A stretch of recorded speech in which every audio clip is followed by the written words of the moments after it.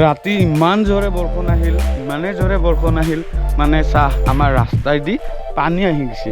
যিয়ে নহওক আজিতো নদীখনত পানী হৈছে আমাৰ মইনা নদীত, সেয়েহে গা ধুব লাগিব। সেয়েহে মই এনেই বাইকখন অকণমান লেতেৰা কৰি আছোঁ। যিয়ে নহওক আজি পানীৰ কথা নাই, মই আজি চাৰিওফালে পানীয়ে পানী, সেয়েহে গাড়ী ধোৱাৰ কোনো কথাই নাই।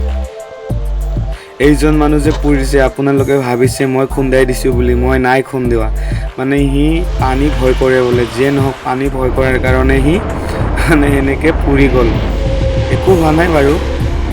মই এতিয়া গাঁৱৰ ল'ৰাবিলাকে সেই নামৰ ফালে গা ধুই আছে, মই আহিলোঁ ইয়াতে।